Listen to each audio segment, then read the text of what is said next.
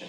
I'm Patrick Horton. Good evening. I'm from the Department of Water and Power, and I'm here on behalf of our General Manager, Marcy Edwards, and also I work in the Office of Emergency Management, but the entirety of our 9,000 employees is focused on the preparation, the response, and the recovery from storms. Part of that, and there's an analog to what all of us can do as Angelenos at our own home in the way of preparation, response, and recovery. And I'll touch on that in a little bit. But I wanted to share with you what the department has been doing under the leadership of Mayor Garcetti and our city councilman, Councilman Ryu, I believe, is going to join us possibly later tonight. It's the highest priority for our political officials, and that flows down to every department. And as you can see, there's a robust El Nino task force with the 13 prime, as Commissioner James was explaining, all the prime city departments that are involved in El Nino preparation and response and recovery are working together, as you've heard. Some of the things that Marcy Edwards, our general manager, has directed DWP to do, aside from our abiding typical mission, which is to provide reliable, safe water and power to the people of Los Angeles. It's about 4 million people, and some beyond that impacted by our operations and who are resident consumers. Some of the things that we've embarked on in El Nino preparation is facility preparation to enhance reliability. Not that it isn't already, but we've redoubled our efforts. Part of that is identifying equipment. Every piece of rolling equipment, the myriad of trucks and cranes and heavy-duty bulldozers and skip loaders, things like that, that are part of our typical operations that span all the way up to the Owens Valley, Aqueduct area, the Eastern Sierras, all the way down to the port in San Pedro. They include power generation stations, water treatment plant in Sylmar, and the extensive aqueduct, LA Aqueduct 1 and 2, that William Mulholland is the architect and engineer of, our forebearer at DWP, for which the street that we drove up here, I was charmed, is named for him. So getting all these equipment ready, getting the facilities prepared. Part of what's involved in that we've identified was, clearing out all the gutters, all the drainages, of which there are a lot, especially where open waterworks exist. We don't want any water or mudslides flowing into them and contaminating the water. So extensive preparations, identifying hillsides that might end up in a mudslide and impacting the aqueduct. Those are all evaluated, and preparation is laid to make sure nothing gets into the aqueduct. Furthermore, within our facilities, for example, power generation stations, power distribution stations, are obviously, subject to and sensitive to water incursion. So extensive pumps, systems of pumps are deployed in advance. Not for sure that we'll need them, but we have them on each campus where they're needed, when they're needed, and where they're not, we can get them there quickly. The water system and the power system work together as well. So where its water system has a lot of dewatering equipment, they can lend a hand to the power system. And power system has its own robust capabilities as well. Staffing, crews are extensively trained. I think it's safe to say they're among the best in the country, if not the world. When I know recently some of our power system folks have gone to this thing called a lineman's radio, the brave men and women who climb the power lines, the power poles. and make adjustments and repairs. They just went to a rodeo and came back with a bunch of awards. That talented team is on 24/7 watch. We have a command center for the power system and for the water system that takes information from the public and also has its own organic, ongoing personnel out in the field who report back. So when troubles come up, they're promptly dispatched. Furthermore, staffing has been stacked deeper. If we operate on a 24/7 basis because water and power are needed 24/7, but some people are off duty. They're put on sort of an alert, and when the storms come through and it's apparent that more personnel are needed to scale up and respond, those people are ready and trained to do so. And that would include extended shifts.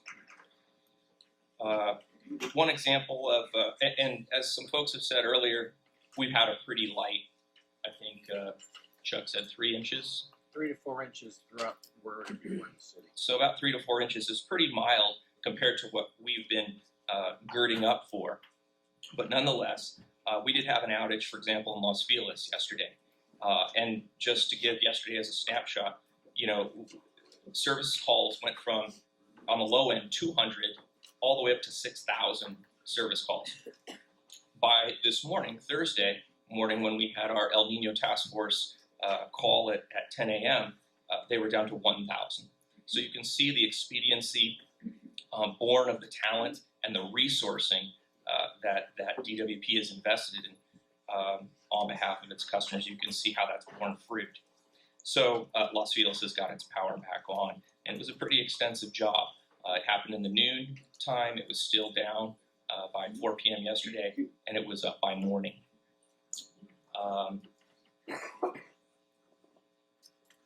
Commissioner James mentioned some things that all of us can do. I think it's laudable and appropriate that our government works hard with our tax dollars and our fees that we pay for water and power. That's great.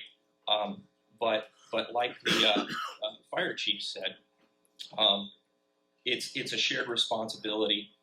Preparedness and recovery is a shared responsibility. And so what we can do as individuals and Angelenos is, as the fire chief said, have a plan, have a kit, and exercise it. I have little water magnets that I put out on the back table. I left some brochures as well for folks, and please take them. If you didn't get a magnet, come see me. I have a few extras. But basically, because I have to say, a big crowd tonight, and actually I really do applaud you all. I've done quite a few El Nino Town Hall meetings, and this is about the biggest turnout amongst many I've seen. So it really speaks to your community, your sense of local community, of which Commissioner James is a proud neighbor. So what I would say is have a kit, and then have that plan, and then exercise it, like annually. Have some pet food, have enough food for you, but above all, have water. Does anybody know how much water? It'll be a think on it. Later we'll have Q&A, and we'll see who has a good answer for that. But water is key, not just because I work for the water company, I'll tell you. Okay, and then some other resources. DWP.com has tremendous resources. If you see or have any problems, I think in a windstorm, rainstorm situation, down power lines are the big risk, the big threat. And I know there have been some bad outcomes in the LA County area with down power lines. So by all means, avoid them when you see them and report them immediately. First, call 911, alert emergency responders, and then following that, you can call 1-800-342-5397, and that'll get you the DWP switchboard, and we'll dispatch a trouble crew to deal with it. So again, that's DWP 1-800-342-5397. Commissioner James also mentioned ElNinoLA.com. If you just type in El Nino LA and a search engine, it'll come up and it'll have a nice video on there, and it'll have a lot of information presented by Alan's department, Emergency Management Department. Emergency Management Department also does another thing that Commissioner James mentioned, notifyla.org. Notify LA is voice, text, and email that'll give residents automated warnings about disasters, emergencies, evacuations that are impending, and that will include like public health issues that are of urgency. So it's a really good way to expand that community beyond just Laurel Canyon and to the broader Angelino community. And then finally, I challenged everybody, hey, have a plan, have a kit, and exercise it. If you need some help with that, go to readyla.com or readyla. Is it Alan? Is it .org or .com? It's readyla.com will work. So .com will work, or if you just Google it or something, readyla, and that'll just have it for you like a cookbook, and you just follow that, and even a basic plan is better than no plan. I think all these departments have done really well and have been really agile and expedient in the recovery, not only because it's been a small, not as big a storm as we thought, but it's not over yet. I think our meteorologist said it will go on through February and March, El Nino potentially. So I'm no meteorologist, but I trust that's what I've been hearing. So we're not out of the woods yet on that. Commissioner James, how are we on time? Who's our next speaker? About there?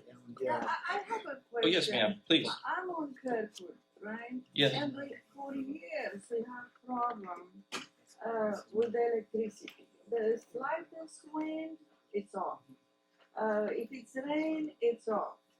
For a very long time. So I talked to the workers and they said, it needs to be repaired, it needs to be replaced this.